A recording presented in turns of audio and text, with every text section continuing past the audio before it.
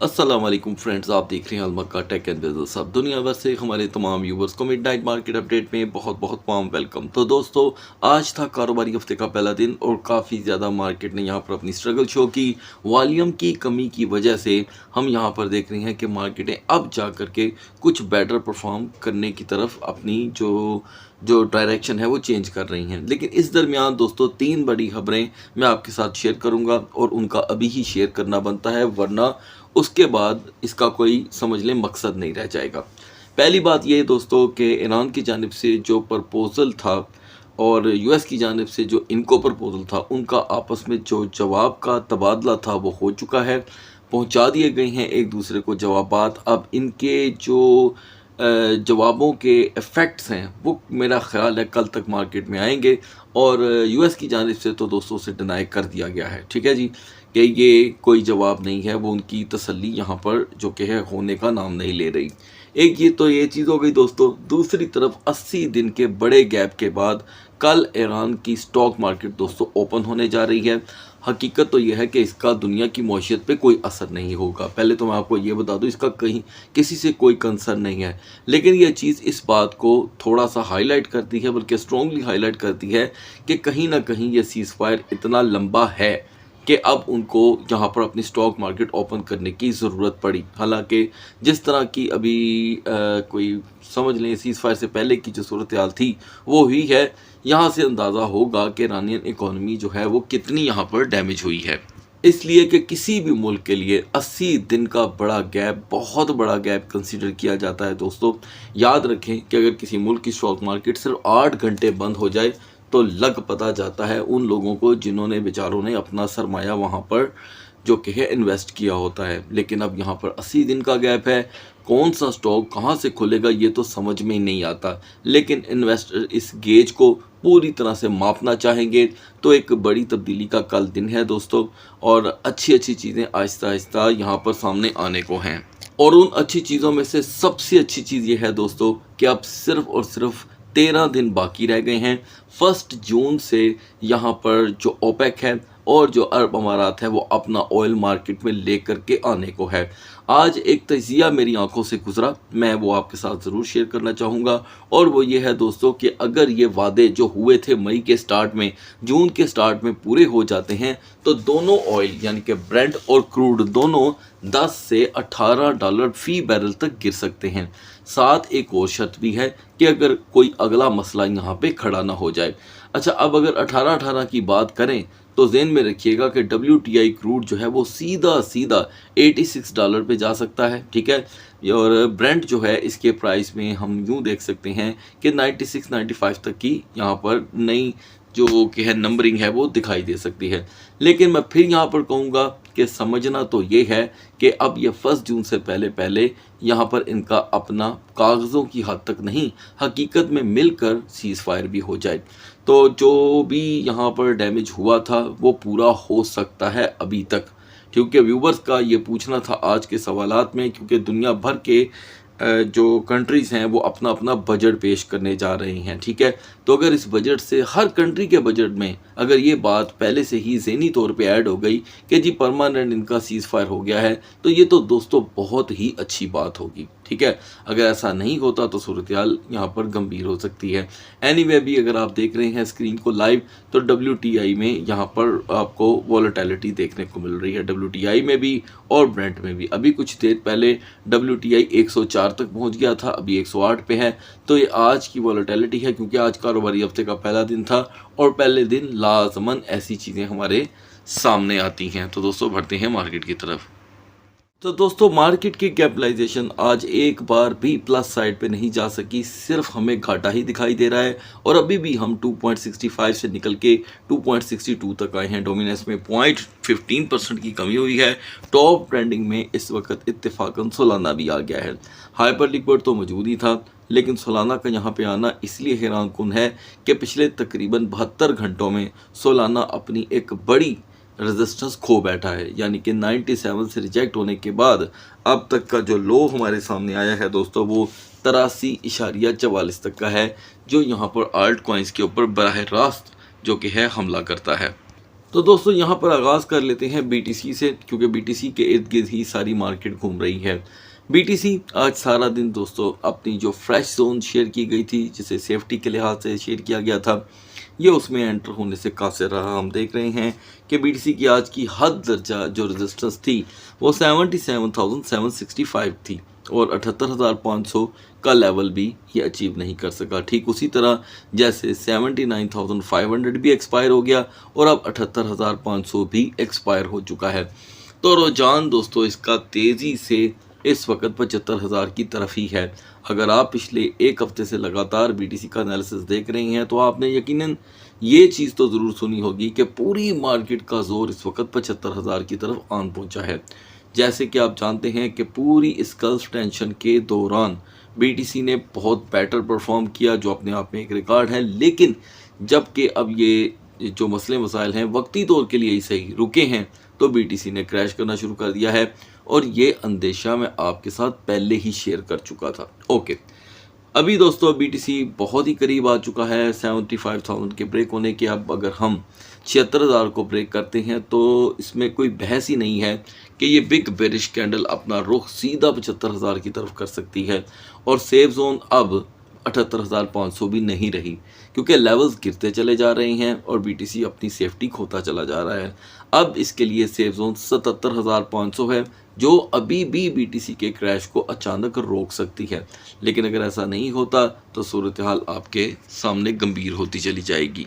दूसरी तरफ दोस्तों इथेरियम ने आज थोड़ी देर के लिए अपनी पावर शो की, जो 2156 तक की थी और अब हम उससे भी रिजेक्ट हो चुके हैं। ओबियसली यहाँ पर एक ही चीज़ और एक ही मैसेज हमें मिलता है कि प्रेशर अब तेज़ी से 2050 की तरफ ही है, इसलिए कि 2120 से अगर थोड़ी सी रेजिस्टेंस मिली भी थी तो इसने वहाँ पे अपना बिहेवियर जो है वो बहुत वीक शो किया और अभी तक हम जो मोस्टली स्ट्रोंगर लो देख करके आए हैं वो 277 का है। अब ज़ाहिरी बात है इथेरियम का भी सेफ जोन लेवल जो है वो बिगड़ता चला जा रहा है, तो इथेरियम को अपने आप के लिए बेटर प्लेस यहाँ पर ढूंढनी होगी। बेटर प्लेस तो दोस्तों इथेरियम के लिए अब 2130 से लेके 2150 के करीब है। ये देखें, ये आपके पास उसकी रेजिस्टेंस मौजूद है और अगर कभी आपको समझ ना लगे तो 4 आवर के कैंडल चार्ट को ओपन करें, आपके सामने हर चीज़ ओपन हो जाएगी। अब ज़ाहिरी बात है स्ट्रगल तो बढ़ रही है, वॉल्यूम कम हो रहा है और लिक्विडेशन का मामला तेज़ी से जारी है। अब 2080 की रेजिस्टेंस पे हम अगर स्टे ना कर पाए तो ये मामला बहुत तेज़ी से 2050 की तरफ आएगा और ऐन मुमकिन है इससे भी ज़्यादा डाउन कर जाए। और इस दरमियान इथेरियम से जुड़े जो टोकन हैं, ख़ास करके एलडीओ, ओपी, इनको और ज़्यादा यहाँ पर जो कि है मार्केट के अंदर डाउनफॉल का सामना हो सकता है। बढ़ते हैं आल्ट कॉइन्स की तरफ। दोस्तों तमाम आर्ट्स में सबसे ज़्यादा स्ट्रॉन्ग बिहेवियर हमेशा बाइनांस के अपने नेटिव टोकन का रहा है या बिटगेट के बीजीबी का। ठीक है, तो जाहिर बात है दोनों की अमाउंट में ज़मीन आसमान का फ़र्क है। कहाँ वो इस वक्त 1.98 की मालियत का और ये 637 की। खैर परफॉर्मेंस देखनी है हमने। वो टोकन बीएनबी जो कल 640 की सपोर्ट को ट्रिगर कर चुका था और मुसलसल डाउनफॉल का शिकार था।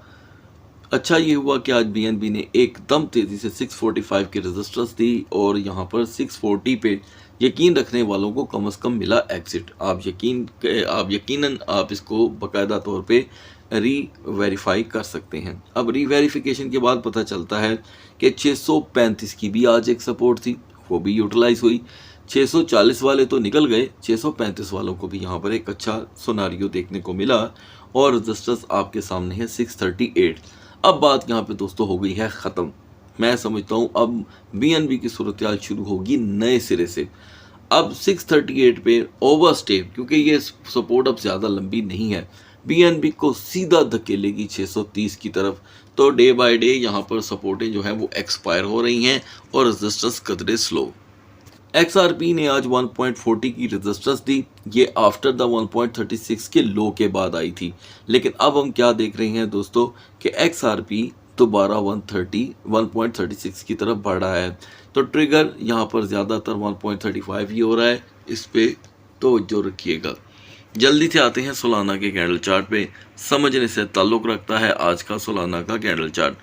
तो गाइस 82.50 उम्मीद है कि आप भूले नहीं होंगे और अभी सोलाना 53.58 पे है। आज थोड़ी देर के लिए सोलाना ने 85.77 पे जाने की थोड़ी सी कोशिश की, लेकिन ये टॉप बुलिश हैमर हेड इसे कुछ ना दे सकी।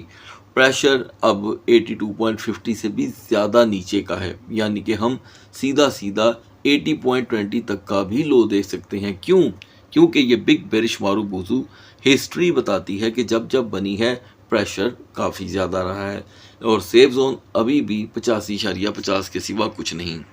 डोज कॉइन भी यहाँ पे 0.1185 के बाद कहीं पर सपोर्ट नहीं बना पा रहा, तो ये इसका आखिरी इम्तिहान है, यानी कि 0.1005 इसकी लास्ट सपोर्ट है।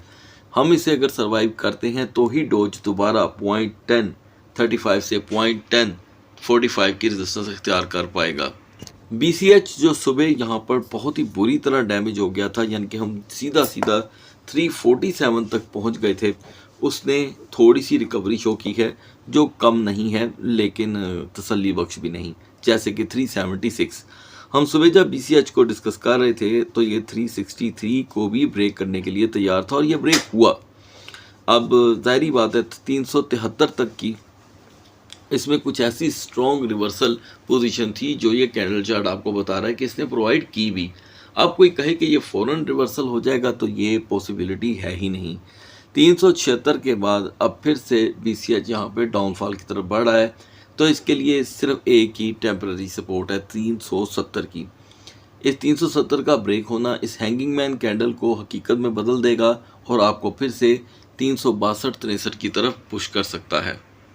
Zcash आज सुबह 5:30 पे 200 रेजिस्ट कर रहा था और आपको इसकी सपोर्ट 522 से 525 तक बतलाई गई थी। आपने देखा होगा, तजिया ज़रूर चेक कीजिएगा कि Zcash ने यहाँ पर सबसे पहले 515 का लो दिया, जिसके लो के दरमियान ऑटोमेटिकली 522 और 525 हो गई ट्रिगर और यहाँ से बाउंस जो आया है वो आपके सामने है 538 का। मैं चाहूँगा आप इसे भी जा कर के रीवेरीफाई कर लीजिएगा। अब यहाँ पर ओनली BCH के बाद Zcash ही है जो यहाँ पर एक अप ट्रेंड बना रहा है। ऐसे हालात में आप जानते ही हैं Zcash का बिहेवियर कैसे होता है, लेकिन क्योंकि एक बिग बेरिश मारूबुजू Zcash का किया धरा पानी में भी मिला देता है और वो कहती है कैंडल चार्ट, मैं नहीं, क्योंकि हिस्ट्री तो हमारे साथ साथ चल रही है। तो अभी के लिए यहाँ पर एन मुमकिन है कि हम 549 से 552 तक की रेजिस्टेंस देखें। टेम्पररी सपोर्ट इस मार्केट की Zcash के लिए 522 की रहेगी। अब यहाँ पे दोस्तों हम बात करेंगे दो अदद ऑडियंस डिमांड टोकन के बारे में। पहले है दोस्तों एवलांच और दूसरा होगा यहाँ पर ट्रम्प कॉइन। बहुत ही ज़्यादा व्यूअर की यहाँ पर डिमांड थी, तो मैं दोनों को पूरे करने जा रहा हूँ क्योंकि कमेंट सेक्शन में अब इन्हीं की बारी थी। तो अगर आप भी चाहते हैं कि आपके बदलाए गए टोकन को डिस्कस किया जाए तो आप भी टोकन का जस्ट नाम लिख दीजिएगा। एवेक्स को दोस्तों सुबह डिस्कस किया गया था, तो आज उसका रिपीट आंसर तो बनता ही है, ठीक है।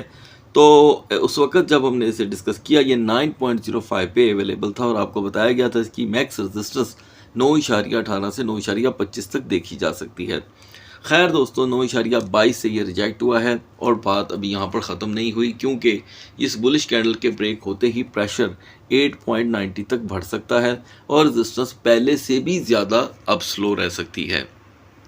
ट्रम्प कॉइन दोस्तों मार्केट में बहुत ही बुरी तरह पिट चुका है, इसलिए कि जिन दिनों यहाँ पर इसको मार्केट में लॉन्च किया गया था तो उस वक़्त सिर्फ़ और सिर्फ इसके नाम के ऊपर ही जो इसका प्रेशर आया था, यानी कि बाइंग प्रेशर, हर तरह के प्रेशर होते हैं, बाइंग प्रेशर, सेलिंग प्रेशर। तो बाइंग प्रेशर इतना ज़्यादा था कि ये 75 तक पहुँच गया था और उन दिनों हर वीडियो में हमारी तरफ से आपको अपडेट किया गया था कि इससे परहेज़ करें। फ़िलहाल आजकल की बात कर लेते हैं। आजकल तो ये सूरत हाल है दोस्तों कि ट्रम्प साहब की किसी भी स्टेटमेंट से ऑफिशियल ट्रम्प टोकन पे कोई फ़र्क नहीं पड़ रहा। इवन के बुल्फी फाइनेंस जिस टोकन को बोलते हैं, USD1 जो उनका टोकन है वो काफ़ी ज़्यादा परेशान दिखाई देते हैं। जब लिक्विडिटी नहीं है, लोगों का एतबार ही नहीं है, तो फिर यही कुछ ही होना है। एनीवे स्टैट्स पे बात करेंगे और फैक्ट एंड फिगर पे ही बात की जाए तो ये ज़्यादा बेहतर है। 2.60 की रेजिस्टेंस के बाद यहाँ पे ट्रम्प टोकन कहीं पे सपोर्ट नहीं बना पा रहा। आप मुझे बताएं कि कहाँ पर है सपोर्ट। ये देखें, एनर्जी वाइज तो यहाँ पे सपोर्ट कहीं है भी नहीं। तो फिलहाल यहाँ पे ट्रम्प के पास अब लास्ट होप है 2.05 की। अगर ऑफिशियल ट्रम्प कॉइन इसे अब सरवाइव ना कर पाया तो ऐन मुमकिन है दोस्तों कि हम सीधा सीधा 1.90 का लो देख सकते हैं। लेकिन उससे पहले ज़रूरी है कि 2.05 पे वेट किया जाए और आप अपने एनालिसिस को ऐड करें इसके बीच, क्योंकि कोई भी आपके बतलाए गए टोकन के ऊपर जब मैं एनालिसिस करता हूं तो प्लीज़ ये किसी भी सूरत आपके लिए फाइनेंशियल एडवाइस नहीं है। ये है टेक्निकल एनालिसिस जो कैंडल चार्ट स्टडी की बेस पे आपको बताए जाते हैं। ये देखें दोस्तों, ये बेरिश कैंडल तो आपको नज़र आ ही रही होगी। ये कौन से रंग की है? रेड। तो ये अपना एतमाद अपने आप पे खो रही है। तो बेटर क्या होगा, मैं सिर्फ आपको यहाँ पर एक टेक्निकल जो है बात बता सकता हूँ, वो ये है कि 4 आवर का कैंडल चार्ट ओपन करें और वहाँ पर 4 आवर की कैंडल को स्टडी करें। उसके ब्रेक होने पे या रेड एक्स्ट्रा डे जो टाइम पे रेड रहने पे वो आपको अपने घुटनों पे गिरने पे मजबूर कर सकती है। ऑडियंस डिमांड पर मैं यहाँ पर XAUT को मिस नहीं कर पा रहा। अब मैं यहाँ पे इसका जल्दी से एक तजिया और बहुत शॉर्ट तजिया आपके साथ शेयर करूँगा। सुबह हमने XAUT को 4542 पे देखा था, आपको अपडेट किया गया था इसकी सपोर्ट यहाँ पर जब भी रिजेक्शन मिलेगी 4520 रहेगी। तो दोस्तों ऐसा तो खैर नहीं हो सका। हम 4532 से सेवरल टाइम बाउंस करके 4577 की रेजिस्टेंस देख चुके हैं। तो अब मार्केटों में सूरत हाल तो ये है कि स्ट्रगल बहुत ज़्यादा चल रही है, क्योंकि इंटरेस्ट रेट को लेकर अब बड़ी बड़ी कहानियां मार्केट में आ रही हैं। खैर ये कहानियां हम बाद में डिस्कस करेंगे। अभी के लिए XAUT को हर सूरत 4565 से 4575 पे अपनी रेजिस्टेंस बनानी होगी। ना बना पाने पे, क्योंकि यहाँ पर ये वीक हो रहा है, तो प्रेशर 4535 पे रहेगा। सुबह तक अल्लाह हाफिज़।